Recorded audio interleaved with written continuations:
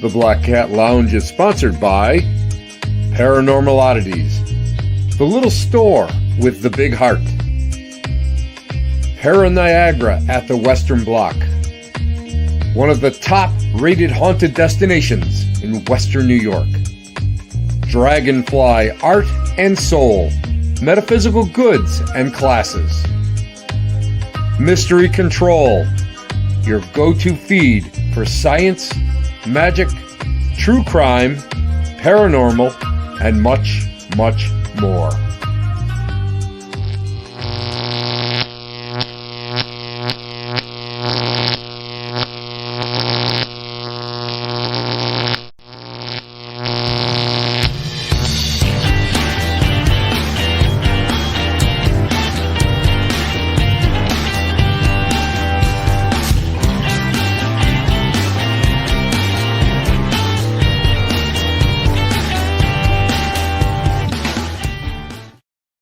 Hello, you beautiful people. Tim Shaw here. I'm so glad that you guys stopped over on a Tuesday night. Tuesday night. You know what Tuesdays nights are? No pants night. Yes, you're right. I don't have pants on.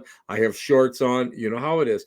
I wanted just to go and just say I hope everybody is safe out there because, I've been hearing so many things about, storms and everything that are rolling in. We've been lucky here. We're going to knock on wood. We haven't really had a problem in Western New York. But let's just hope that everything is good and everything stays that way today. And I hope everybody stays safe. And you guys are all just staying beautiful. That's all there is to it. We got a great show for you tonight. First, I just want to go and I just want to mention something that where I'm going to be this weekend. This weekend, I am going to be at the Cinco de Mayo at the Western Block. We are going to go and do a little Cinco de Mayo celebration, and we're going to have a ghost hunt there. All of you that have, that listened in and follow me, you guys know that that's the only place that I got knocked to the friggin' floor at. And I'm still kind of like a little shocked at that because usually that stuff doesn't happen to me. But it was interesting. So anyway, tonight, I have a good friend. I mean, I got to tell you, he's he's one of those guys, and I'm going to go and I'm going to throw it out there. This is one of the guys that took a chance on me 1,000 years ago and took me to, and booked me to a Paracon, a great Paracon up north in Sault Ste. Marie. And they just, I swear to God, I did not pay him any money. I didn't pay him any money, nothing. And he kept booking me right up to the very last con last year. And I'm eternally grateful for it. I seriously am eternally grateful. But anyway, he's a sought after speaker. He's an author, event organizer, internationally acclaimed author. I forgot to put that in. Internationally acclaimed because he's very close to the Canadian border like I am. So, sometimes back when you get lost, sometimes you end up in another country. It happens, it just happens to us. But he's great. We're going to talk about his latest book, Paranormal Justice. I love this book. It's a lot of fun. I love all the little interesting stories, the vignettes that he has found and he's included in this book. And there's a couple things that I didn't even know about. I was just surprised at it. How can I describe the book? Buy it, or we're going to send a little cannibal guy to stay underneath your bed and wait for you to sleep. Okay. Anyway, please welcome a good friend of mine, really knowledgeable guy.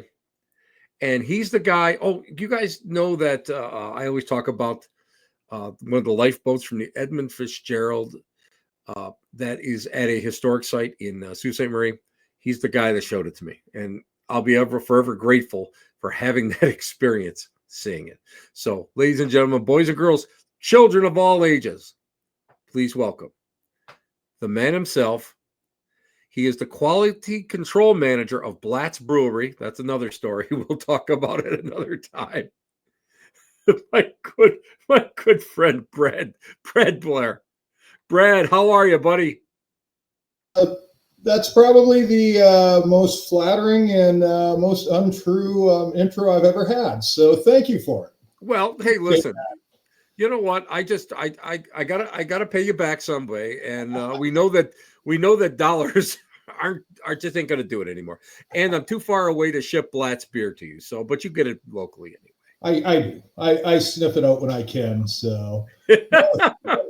thanks for having me on. Appreciate it. It feels like 1,000 years that we've known each other now. My God, it's going back a ways, isn't it? I'm trying to think. I think you brought me in what the third year, the third Year year two of or three, I would think. yeah, out of what 15 years at the Sault Ste. Marie Yeah, we Paracon did. went. We did 14 years of Michigan Paracon. Tim Ellis and Steve LaPlante, myself, and the rest of the UPPRS team.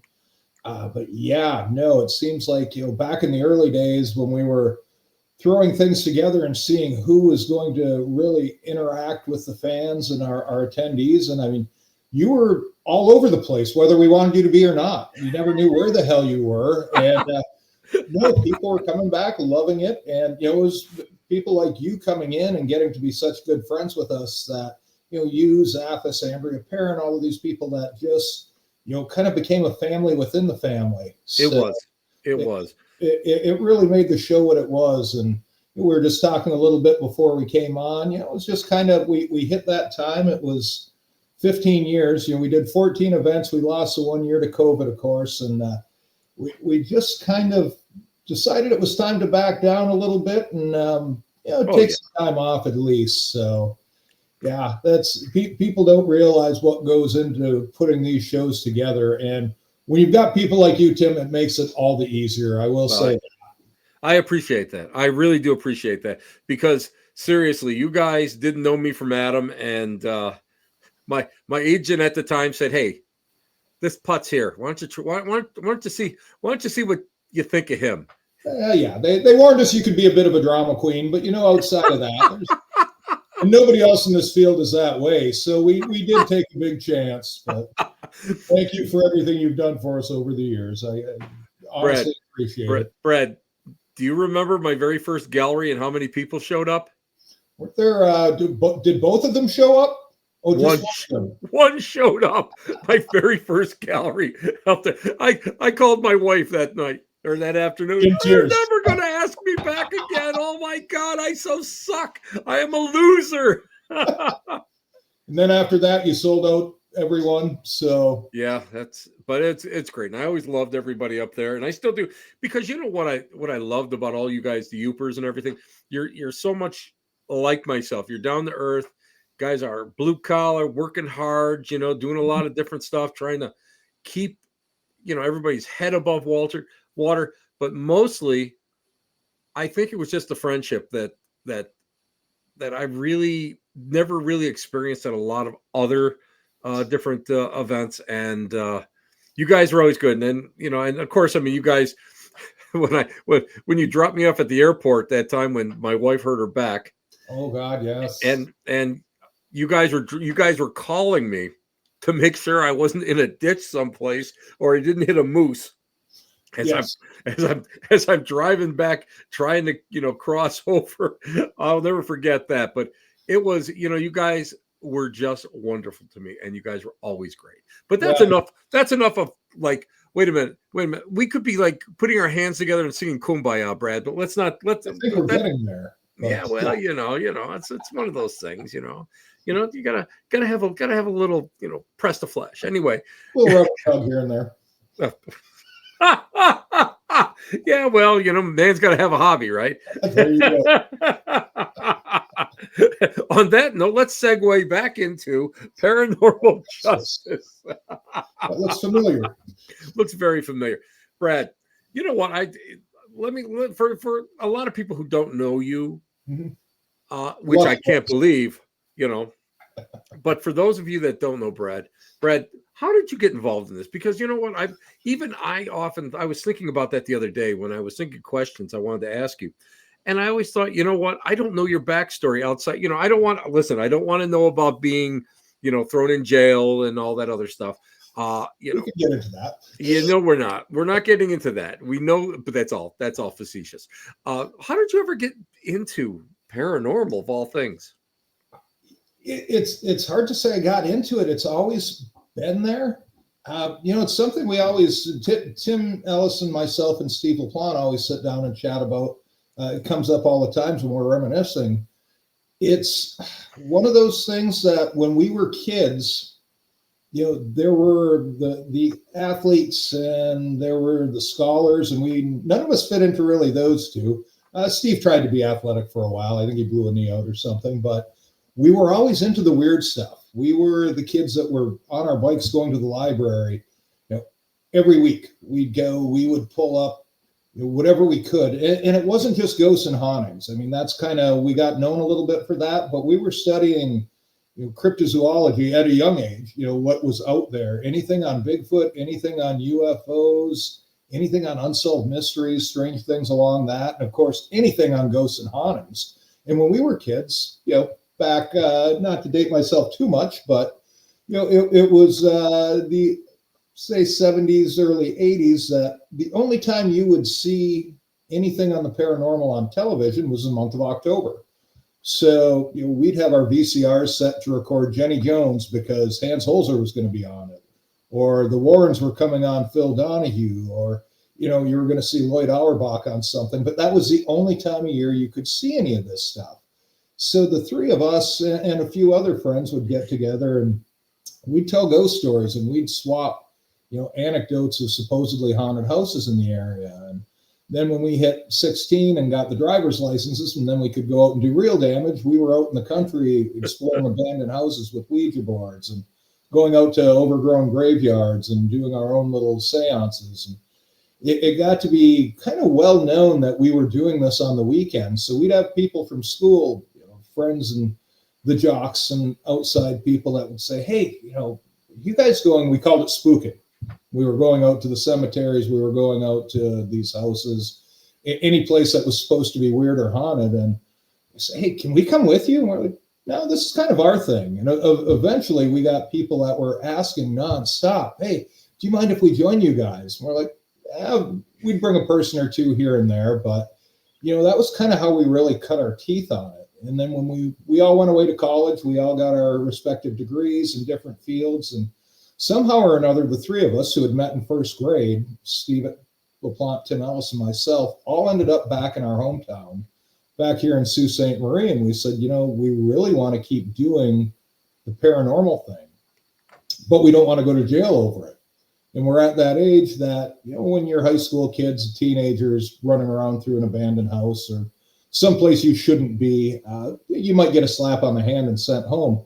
When you're in your 20s and doing that, you might get locked up. So we put together the Upper Peninsula Paranormal Research Society, the UPPRS or UPERS, and we became a state of Michigan nonprofit. We've done a lot of fundraising over the years that we've been very proud of for different organizations. And, it put, I think, an extra step of legitimacy onto what we were doing, because keep in mind, this is a time before you had taps out there, before Ghost Adventures, Ghost Hunters, any of the TV shows, those weren't a thing.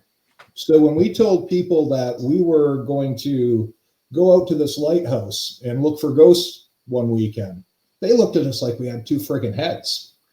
And, oh, yeah, really? Do you really believe in that shit? Well, yeah, actually we do. And we spent all of our lives reading up on it.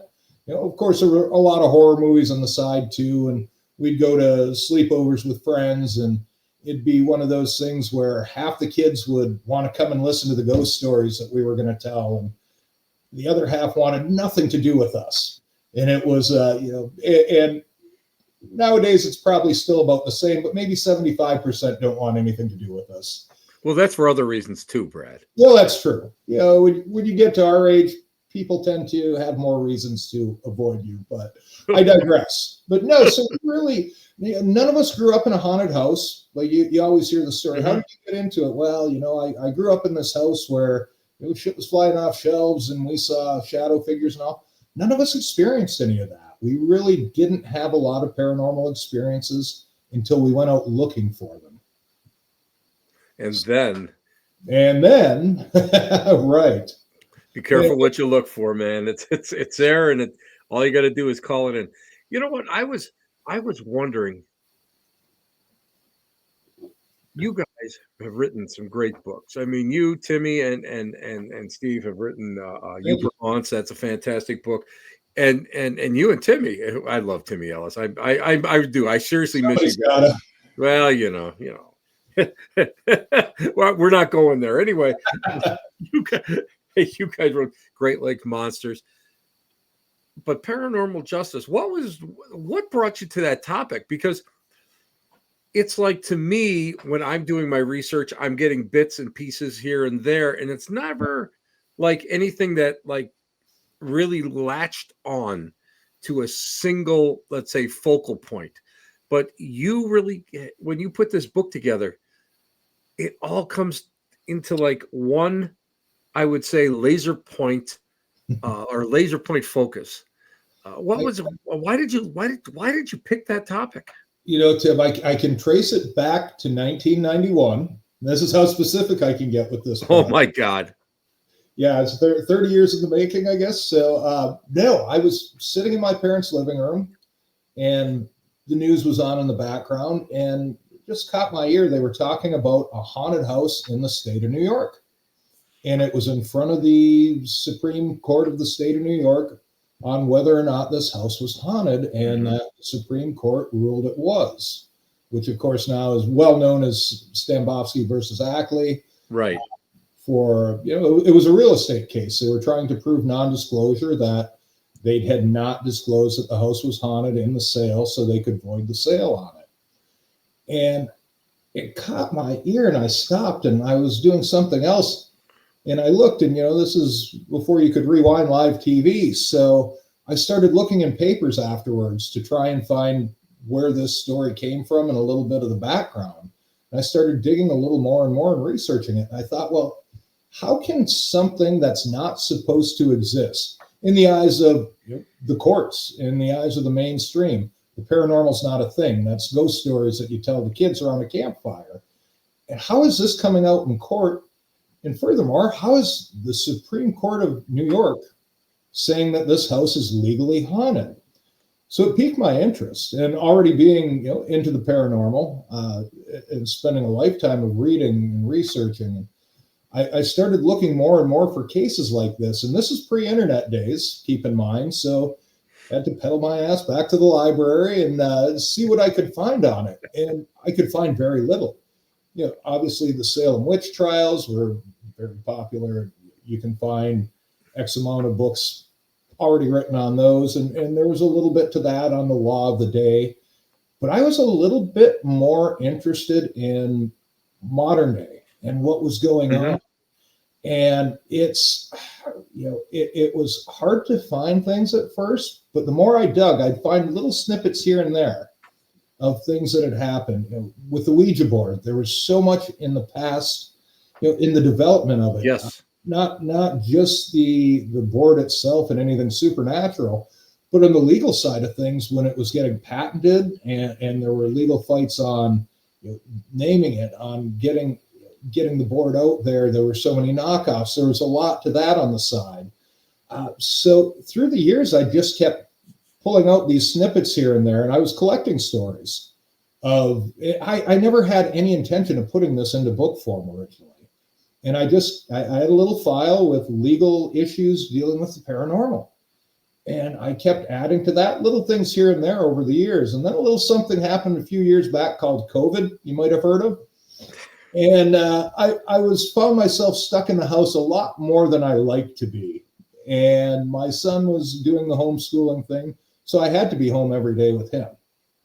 So I was fortunate enough that with my line of work, I could do that. Mm-hmm. I said, this might be the time to really look at all of these cases and do a little more research and see if I had enough. I was thinking maybe to write a long article that I could sell to a publication around Halloween time on paranormal justice, paranormal in the legal system. So I started pulling together some of these different stories. And the further I dug, the more that came up and the more in depth some of these things were. And I ended up subscribing to a couple of different court finder apps and different places that I could go in and dig through different legal documents. And the more I found, the bigger that rabbit hole got. And I kept going down and down. And, where I thought I was going to be writing an article, first I got to the point of, well, I think there might be enough here that I could write a book. Maybe if I keep going. By the time I edited out at the end of this, there was probably enough that I could have had another half a book written. But some of it was getting pretty, there was a lot of cases that I could find the origins of, but even reading through documents, I couldn't find where they ended. And then there was a lot of monotonous stuff too, of the same or very, very similar things that I didn't want to put it all in the one book and have people say, well, is this case or this, and have them all bleed together. So I was really looking for enough unique cases and instances, and it's not just in the legal system, but also in government, and where your legislators are creating the laws from, and how they view this kind of thing, whether it be cryptozoology or ghosts and hauntings, demonic possession. The one field I stayed away from purposely in this, and it's been brought up to me a couple times, is ufology. I really didn't go down the UFO track because most of what I've read on it and what you could find really leads back to governmental. And I didn't want to go down that whole hole of, is there a big government conspiracy to cover this? Then it was kind of getting off track when I started outlining what I was going to do for that. So I purposely left the UFO stuff. No offense to any of my friends in the ufology field. It was one of those things too. I think it's been written about enough and by enough people much, much smarter than I am and much more in depth in the field of ufology. So I did leave that out. But no, when I started putting it together too, and one thing when I was researching that I noticed, which encouraged me a little bit more to get the project going, was I'd never seen a book like this before. I have a handful of books that are law enforcement aspects of police and first responders dealing with paranormal calls. I've got dozens and dozens of books on residential hauntings and historic hauntings, that kind of thing, but I'd never seen anything that concentrated on that. And it's kind of, as well as I do in this field anymore, it's kind of hard to find something that hasn't been done before. Exactly. And that's why I was amazed, because when I read this book, I sat there and I was like, why didn't somebody else come up with this? I was shocked that somebody did not grasp a hold of it. And then I thought, I'll tell you why, because Brad Blair is a genius. Is a genius. But no, I mean, I just thought it was fascinating, because from cover to cover, what I loved was the fact that you were able to go and find the meat in every file, every case, and then tie it up and then go on to your next chapter.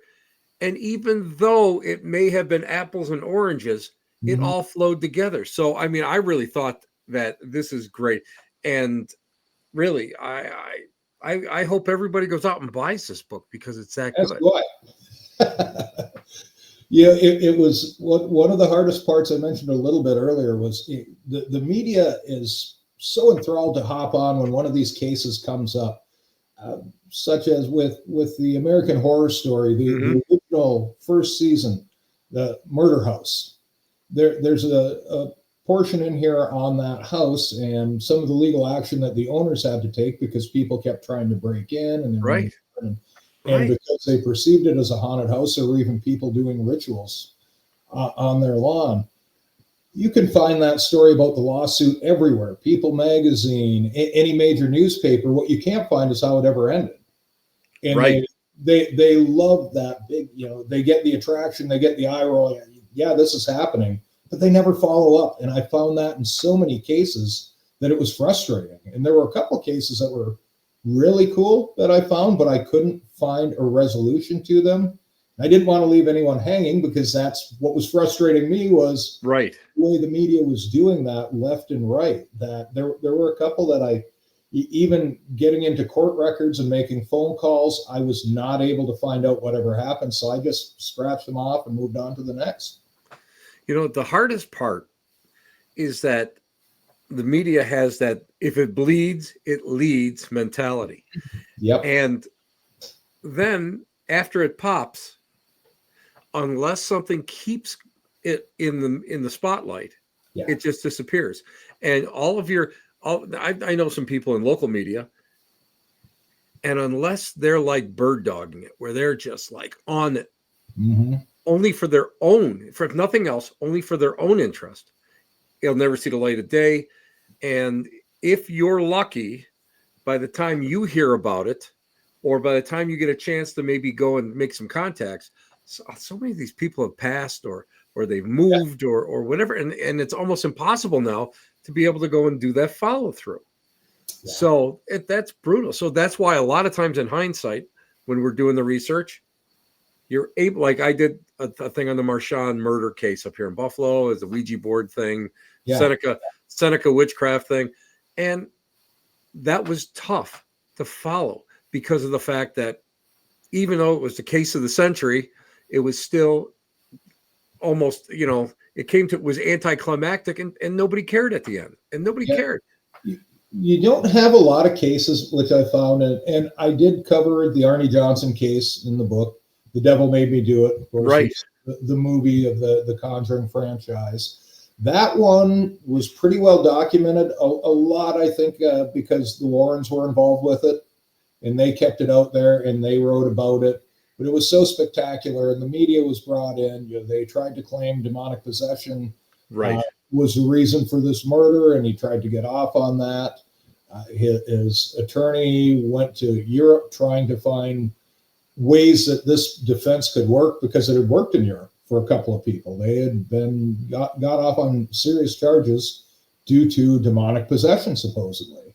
But it became such a media frenzy around this case that it was covered start to finish. And just because of that, I didn't know if I wanted to put it in the book or not, but it had gotten so much attention with the whole Conjuring franchise having its own movie in that. I thought, some people are going to look for it in there, so I've got to at least carry it. And it went a little bit beyond that too. The family had tried to stop a republication of the book afterwards, claiming that it was detrimental to them. There were other legal aspects around the case that were aside from the actual murder and aside from the demonic possession claims. So there was a little bit more to it, but yeah, very, very few cases do you go from opening the book to the last page and it's all covered from the way the media handles it. And that was one of very few that it really was pretty well documented from start to finish. A lot of it was a lot of work. There was a lot of research that went into this book.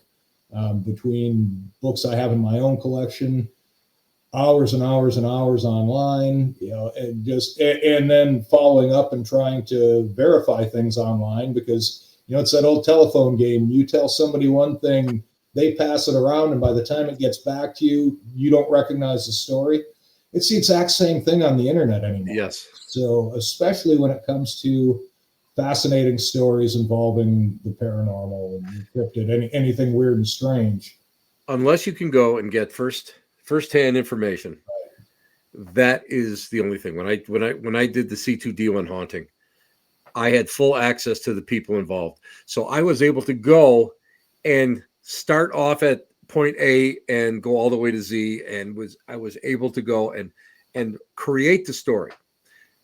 But the minute you have to go and you have to do that internet roundabout, it's brutal, and you get 1,001 different stories. Yep. And that's some of the greatest and my favorite parts of putting this together were the interviews I got to do with people. Bob Murch, who's the head of the Talking Board Historic Society, dear friend of mine. So I'm on the phone with Bob for 2 hours doing an interview for the Ouija chapter in this.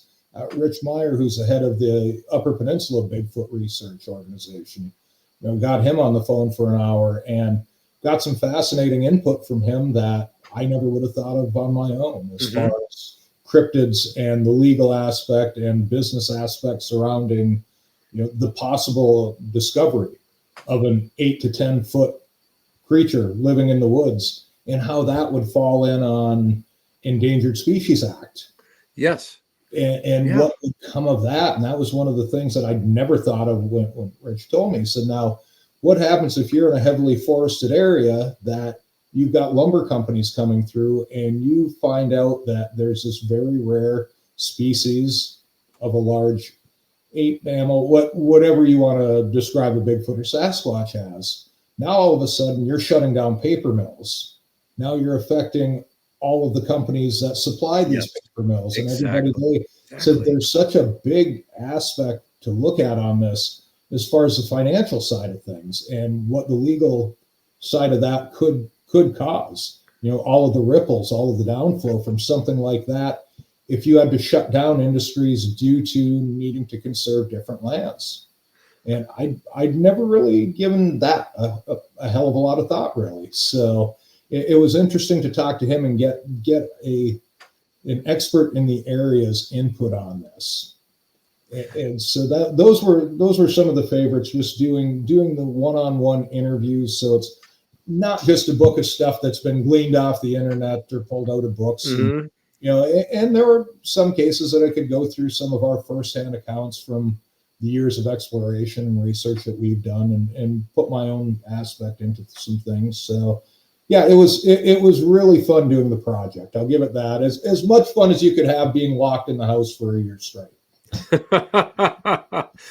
I had said I was going to go and do another book during COVID. Didn't happen. 30 or 40 false starts, but that's the way it is. Yeah. Brad Blair is our guest tonight, and he has written a fantastic book. It's called Paranormal Justice. Go out and buy it. Now, it's funny because you went and when we talk about boards, you covered the whole canard thing. You covered the trademark thing. I think you even covered the whole tax thing where they tried to go and get a tax exempt and said it was a religious icon or object.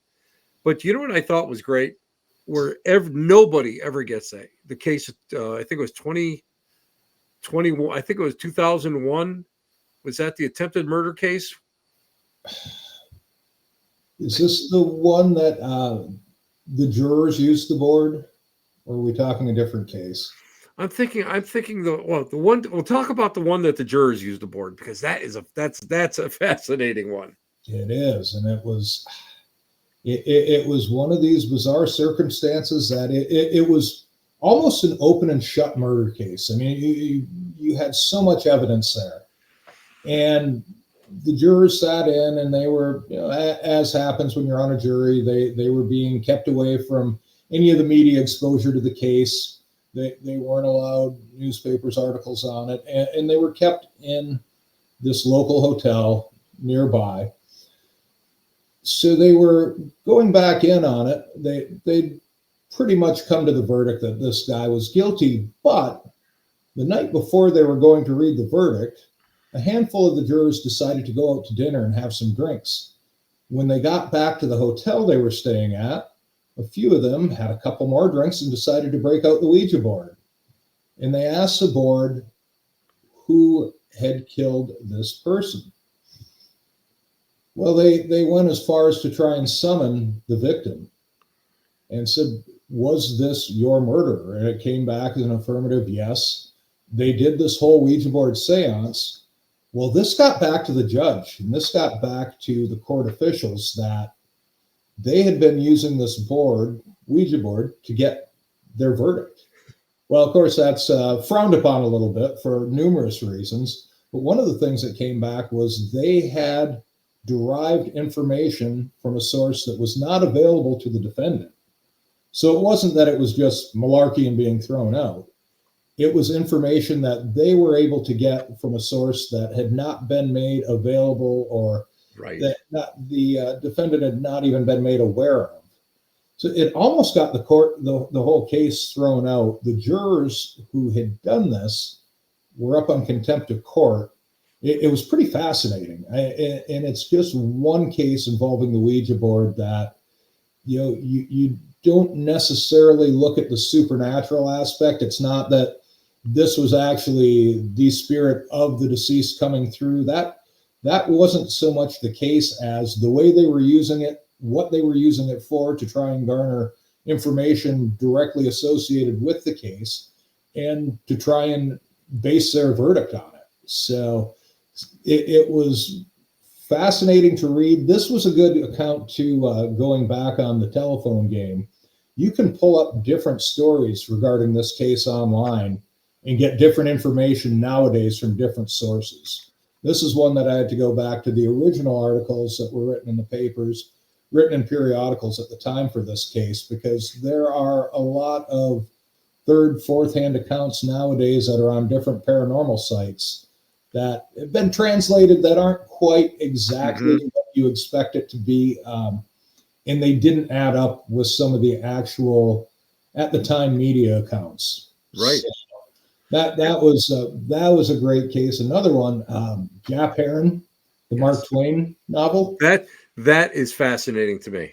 That was one of my the Ouija chapter was my favorite chapter to write. I'll just say that. It's, you love all your children, but you might secretly have a favorite one. The Ouija one was my favorite, and just for one, the history aspect of it, because you're going back 150 years with some of this information in these cases. But the Jap Heron case, it involved a Kansas City area medium who had, and at the time, automatic writing and transcription of spirit writing was not totally uncommon. There were several books out that had came out the same year as Jap Heron. The unique thing about the Jap Heron book is it was coming to the medium through Mark Twain through a Ouija board. So she started calling, and she had the head of, I believe it was the Society for Psychical Research, contacting Mark Twain's daughter, and said, "This is Samuel Clemens is coming through. He's writing this book, and we have all this information from him." And she kept saying of the daughter, "None of what you're telling me is true. No, I don't believe this. Please stop contacting me and do not put this book out." Well, they decided they were going to go ahead and push the book, and a publisher did pick it up. When the publisher picked it up and they announced this new work from Mark Twain, who'd been dead, I think 17 years at the time, was coming out, that it obviously attracted a great deal of fanfare. Media and skeptics alike, everybody was hopping on board with this. Well, Miss Clemens, Samuel Clemens, Mark Twain's real name, his daughter, she hopped in and said, "No, this isn't happening." She got on the phone with Twain's old publisher, I believe it was Harper Brothers, and said, "Oh, there's got to be something we can do to stop this." So they got a lawyer involved, and they ended up suing. And it was not just the fact that they didn't believe that this was Mark Twain coming through. And from anybody that's read the book, they agreed it didn't seem anything like Twain. But Twain had a lifetime contract with his publisher. Therefore, anything that was written by Mark Twain, any proceeds had to go back to his publisher, and through them would go to the Samuel Clemens estate, what they were owed as far as their cut of it.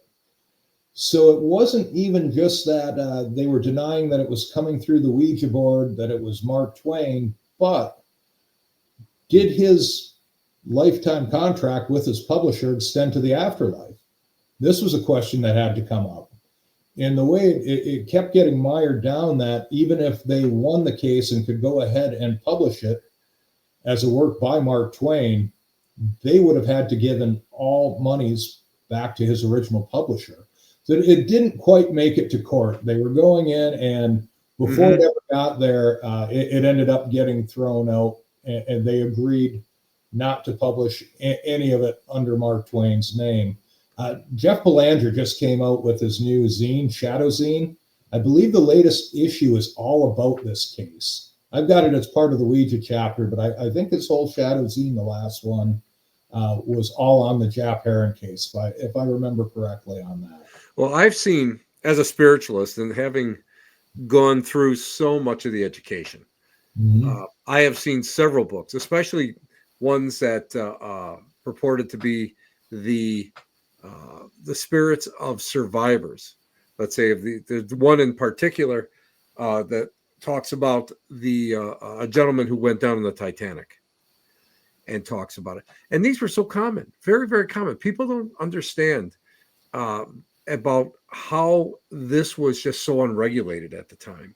So of Mhm. course everybody did. And if I'm not mistaken, the Mark Twain case, I think his daughter said it wasn't that well written. So yeah. So She said.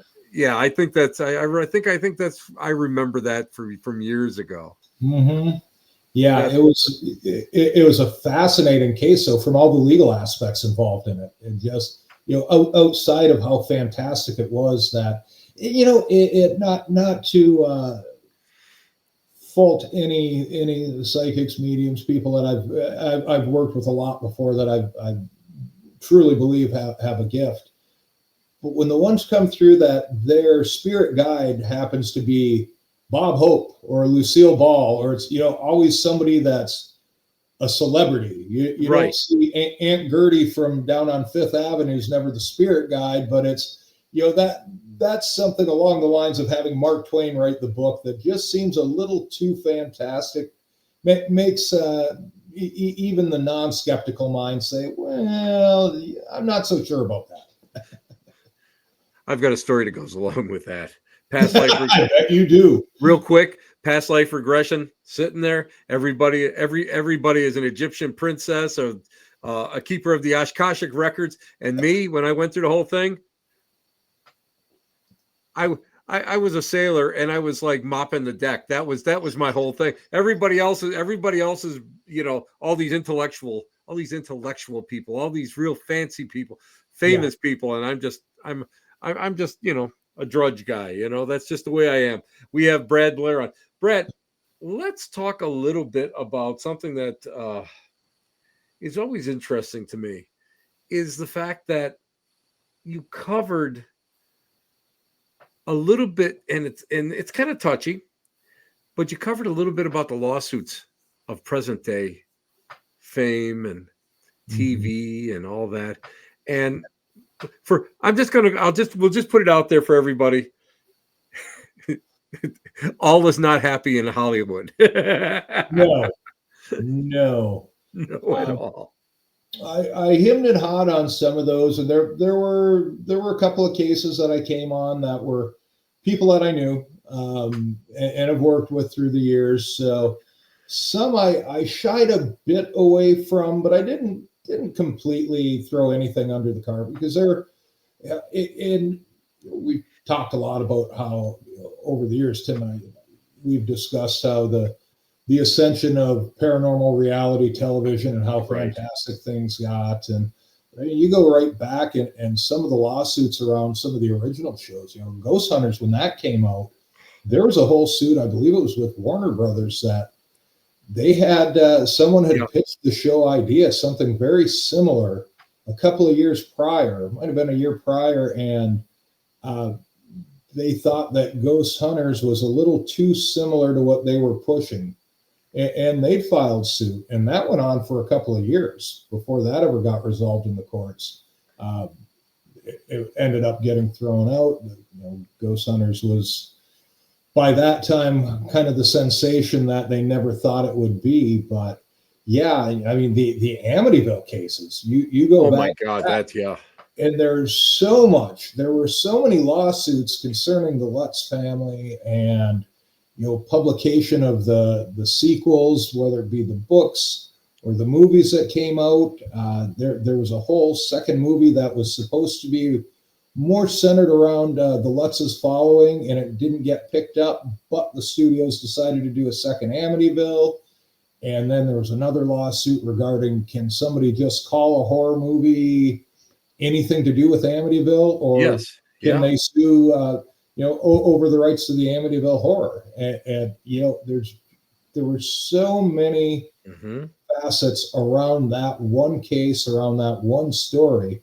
And if you were going to go back and you talk about these Hollywood curses and the poltergeist curse, and if there was one movie that is cursed, I would say it's the Amityville horror in that whole case. Things did not go well for most people that were involved in that. Agreed. Well, we both know Christopher Quarantino, one Yeah, of the absolutely. the, the Nice. youngest of the Lutz family, the Right. Lutz kids. And I got a chance, and thank you for bringing him up that one year that I was there, and I had a chance to sit there and talk with him. And you really start to understand what it was really like. And he was very, very young, but so a lot of it is his brothers telling him that, but it was like, right from the writer, I think Ansley, I think it was that wrote the book, was a Yeah, novelist. yes, yeah, Yeah, wrote and it just snowballed, and all of the hatred that was sent towards the Lutzes, and all the accusations, and then you're right, it just kept going on and on and on, and even to this day, look at what the current owners of that house have had to go through, just the cosmetic changes, yeah. the street number changes, but also they have to go and they have to have, they went and they had to go and they had to have extra police and everything else, and it was all done because of this sensation. And Well, that to me always, it's mind-boggling to me, because we're on the other side of the table. We're seeing, just what the production companies want us to see. right. We're not actually seeing the fallout from it. And it's the same with The Conjuring. You look at the original Conjuring, and we're both friends with the Perron family, Yeah. and obviously both talked at length with Andrea and with Roger and other members of the family. But since they've been in there and out, and the families that have owned the house since that movie, and the issues that they've had with people on the property and having to, Yes. and of course, without even getting into, because I haven't been following it too close lately, but I know there's new lawsuits and there's issues going on with the house still, and you get this stigmata, and maybe there's something there to it, beyond just the fact that Hollywood is drawing attention to it. But you can't tell me that moving into a home like that, after it's been out, in books, on the big screen, that you're not going to accept some responsibility for. You know what you're getting into. Yes. And this goes back to the case too of the murder house from American Horror Story 1. Yes. A very prominent doctor and his wife bought it, and then they didn't deny it being haunted either, by the way. They had their own experiences in that house that they've talked about now. But it was people coming onto the property. It was ghost tours going by and pointing the house out was actually happening.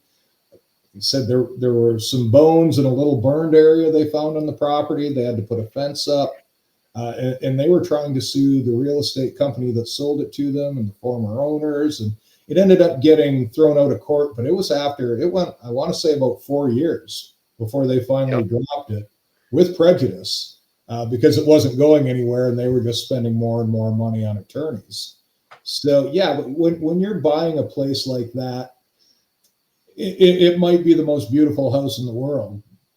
But if it's got that Hollywood backstory, if it's got the paranormal backstory to say based on a true story, you're going to be getting some side action that you might not want. But you need to know that going in. It's exactly. That's always amazed me, where it's like, oh well, we knew that there was a serial killer who despised. Well, look at the Fox Hollow farm case. That right there, we are talking about, thousands of pieces of human bone found on the property, and why is this house like cheap?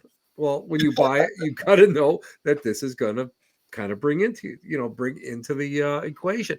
You're gonna have gawkers. You're gonna have all this, and people aren't getting that, and that I think it takes a special person to be able to go and handle something like that. Oh yeah. So, it's like your house. It's like your house where you are right now. No.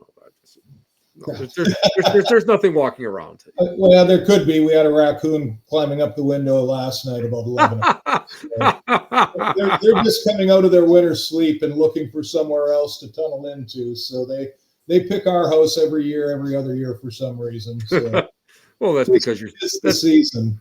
That's because you're just too cool. That's all. Brad, if you haven't heard the Fox Hollow Farm story, by the way, just pick up Richard Estep's book on it. Yes. Fascinating. It's morbid as hell, but there's still so much left unanswered in that story. Great book. Go out and grab it off Amazon. But next week, as a matter of fact, we're doing a pre-record with him on Sunday, so we're going to talk. We're going to talk about that book, because all I got to say is I saw the doc that was made of it, and they glossed over so much. And I asked, and just like yourself, Richard did a lot of great work, bringing a lot of things to light, and that were just kind of glossed over. And so it's great. Plus, they didn't, the paranormal aspect is amazing. Yeah. Richard's a pretty all right guy. I usually call him by his gunfighter name, English Dick. Yeah, so, well, we're not going there yet. I'll be using it. I'll be using that on him, though. Believe me, I'll be using that. You know what? Let's talk about that. I want to talk about the Annalise Michelle case.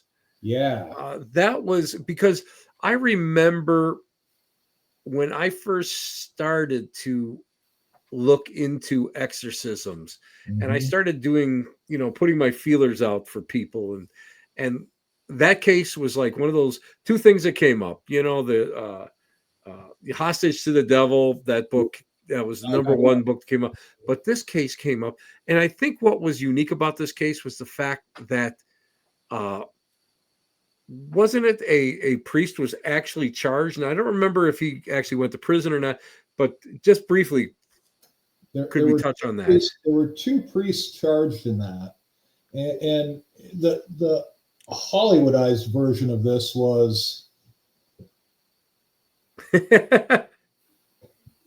no, sir. I think I just heard the raccoon. If he pops his head up, I'll grab the camera. The Hollywoodized version of this was Emily Rose, The Exorcism of Emily Rose. Right. And of course, it was Hollywood, so it was, but they covered some of the meat of the story decently for a Hollywood exploitation piece, I guess. But no, the young lady involved, she had some health issues. Right. She did. She was from a very religious family, though, and she believed that she was possessed by a demon. And the family believed that. And yeah, these pictures are terrifying to me. Yeah. So you look how she starts to turn, and she wasn't eating. She wasn't drinking. They had these priests come in, and they were performing exorcisms. And I forget how many. They performed dozens of exorcisms on her. Right.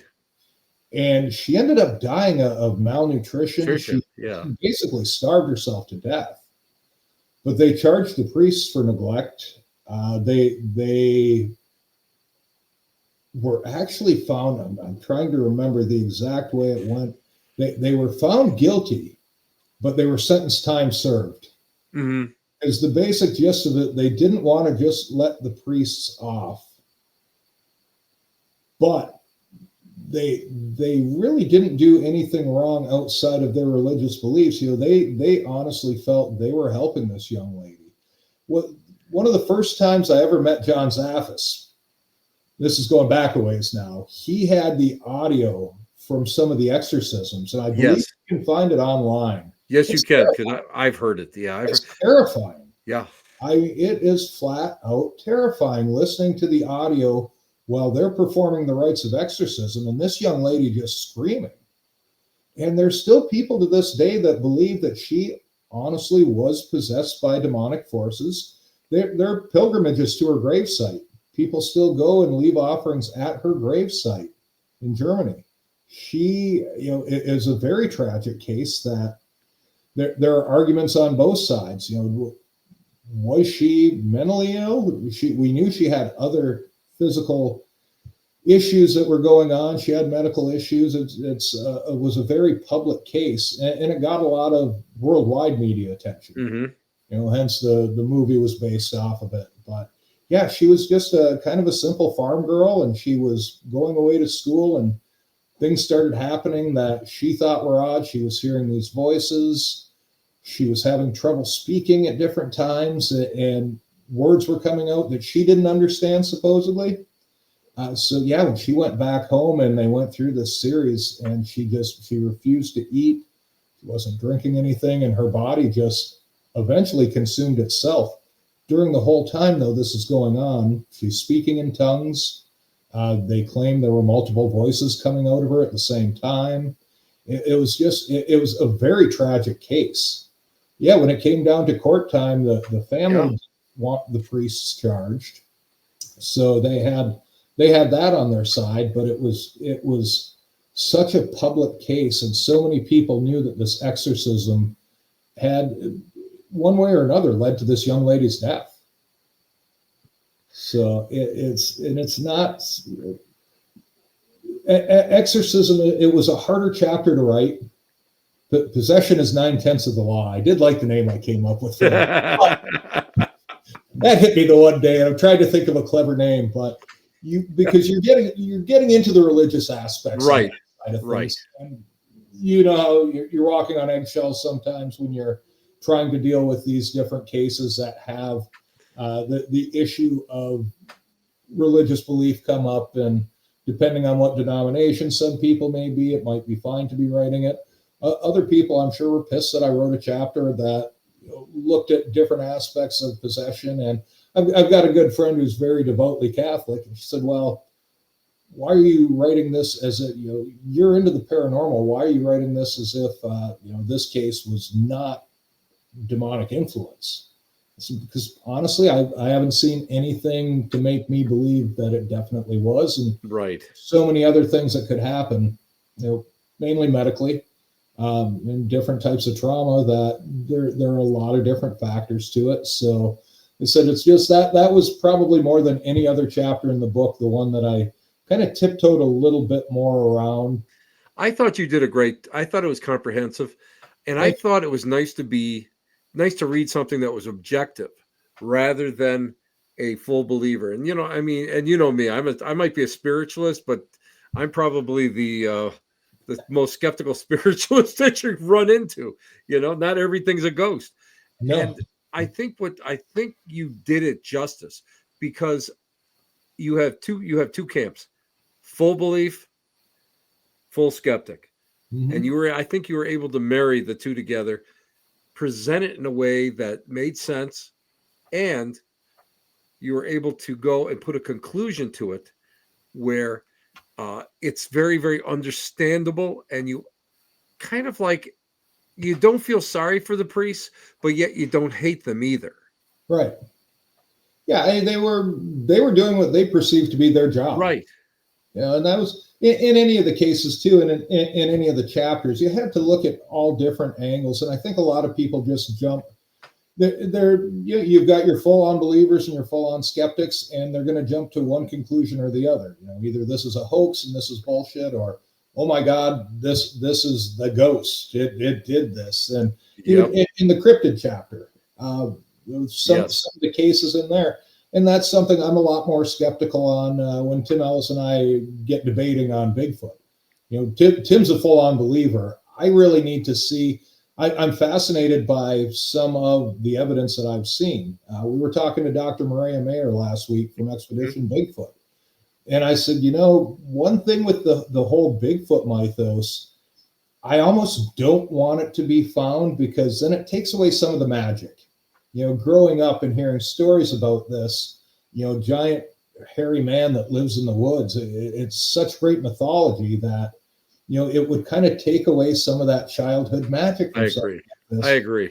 And Maria said, she said, I understand your point to that, but think of all the other questions that come up then off of that discovery, and how many other rabbit holes that leads down. And I said, yeah, I guess from your standpoint, yes. Part of me I want to see one.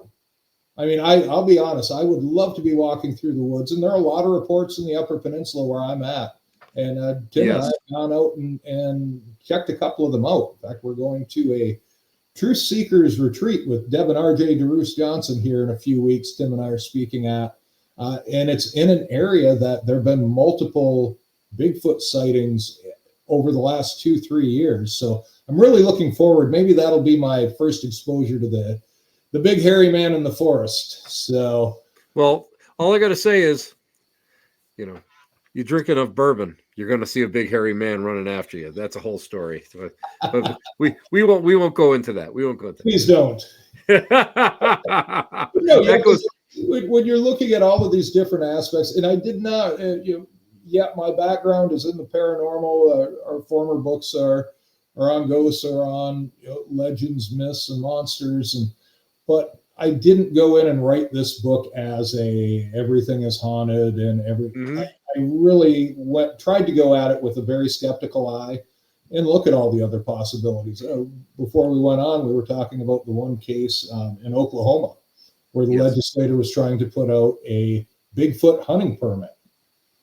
And it never did make it past the floor, but it was in the Oklahoma State Senate. And they wanted to put this out there, and there would be set by their Department of Wildlife. There would be a set season. You could buy Bigfoot hunting tags, and it would be just like any other wild game season. But if you peel the layers back, the guy was in a district that relied heavily on tourism. Right. And there were a lot of Bigfoot legends in the area. So he thought, if I had the capability to have a licensed season for Bigfoot in this area, and I'm the only place in the U.S. that has this, what's that going to do for my tourist numbers? That's just, the guy was looking out for his constituents. It was brilliant, but it had absolutely nothing to do with him believing in Bigfoot. Exactly. But you know what? You got to give him credit for that. You got to give him credit for that. And people don't realize that there are these types of legislations that go through every year. Different types of things. I know that there's UFO legislations that have been going through every year. It's illegal to go if one crashes in your yard, it's illegal to go and pick through it. You have to, there's so many different little things out there, the nuances of which we sit down and we think it's crazy. Loch Ness Monster has you had a group of people, conservationists that were trying to stop fish farming on Loch Ness Yes. on Loch Ness because they were afraid it was going to mess up the habitat of Nessie. This actually went through, and things like this happen a lot more, I think, than people realize. And I tried to carve out a little bit of this for the book, so you did a great job. Fascinating to me anyway. Maybe just to me, but no. A lot of us, even me when I hit them. So, and that was, getting into some of the cryptid stuff was a little weird because a lot more of that made it onto the books. There was a little more public where some of the older ghost stuff gets brushed by a lot. It was a fun project. It was I think it's great. It's a fun read.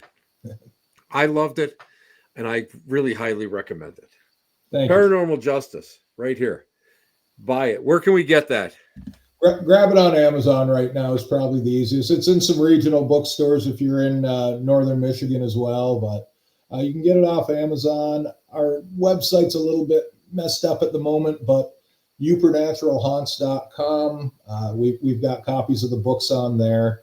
Also, Tim and I started a walking tour business last year. We're getting that kicking back off here at the start of June. Where we're at in Sault Ste. Marie, Michigan, it's the oldest city in the state of Michigan. It was founded in 1668.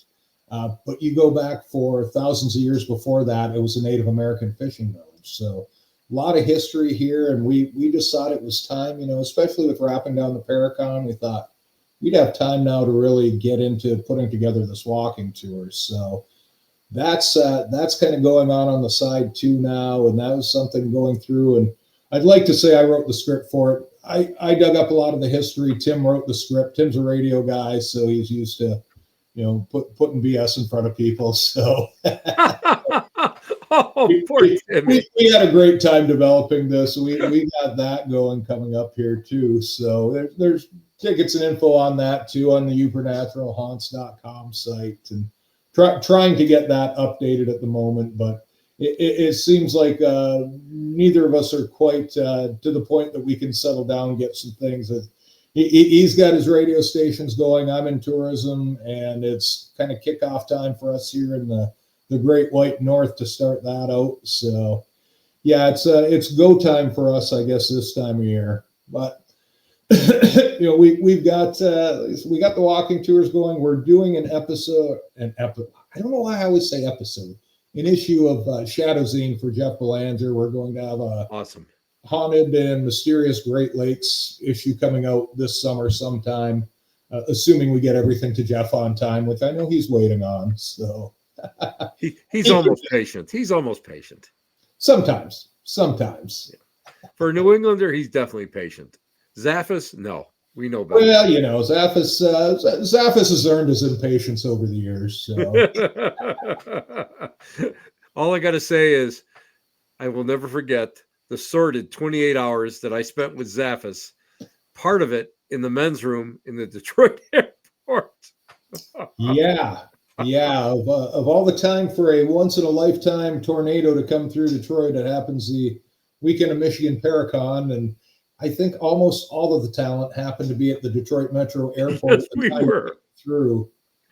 Oh man, no, that was fun from a promoter's standpoint, and I wondered if we were going to have anybody to speak.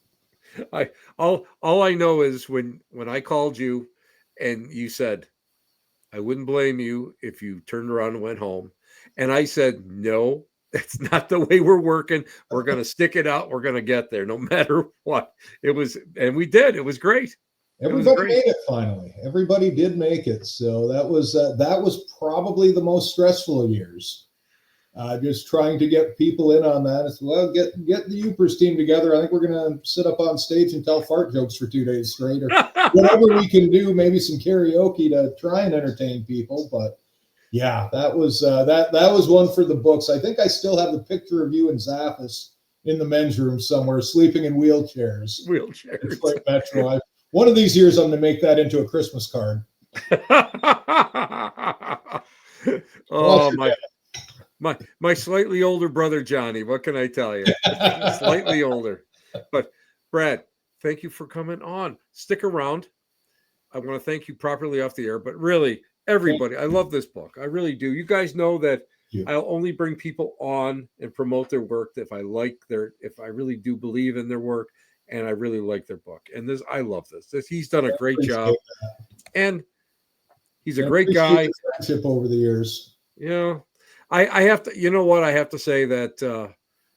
We'll see each other this year. We'll see each other in September, right? We'll see each other up at Sage. Sage Paracon at Belle Grove Plantation in September. September, right. That's going to be fun. Calvin Von Crush is in on that one. Yep. I don't know what I'm going to do yet, so I don't know. We'll worry about it. We'll worry about it a week before. Yeah, figure that out when we get there. Richard Estep's on that too. MJ Dixon does an amazing job. Yeah, she's a great. She's great. And Estep will be there, so it'll be like an old home week. Absolutely. Get all the old timers together. Yeah, thanks. I'll be the Zaffis of the group. Thank you. Thank you for being older than me and being there. So. Oh, that's stick around. Thanks a lot. Never mind. I'll talk to you off air. Thank you. Again. Probably best. Isn't he great? I'll tell you what. I really appreciate him. I respect him. He's always been probably one of the nicest people that I've met in this field and in the organization game. And guys, seriously, all of their work, if you get a chance to get up to Sault Ste. Marie, everything they do is quality. And they're just good people. Everybody is good. And I've never met anybody in that whole area that I didn't like. And we're just going to go one of these days. I might just get lost and make a, and cross at Detroit and make a right and end up in Sault Ste. Marie sometime. So anyway, be kind to each other. Go hang out, guys. Hang out. Just go and enjoy life, because too many people don't enjoy life. Too many people take life too seriously. And even in the paranormal, you take it too seriously sometimes. Enjoy it. Everything should be enjoyed. Everything needs to be looked at. And remember, life is short. So enjoy yourself. Be kind to each other. Ciao, babies. We'll see you next week where the elite meet next to the dumpster transfer station. Tim Shaw saying, ciao. Have a nice night.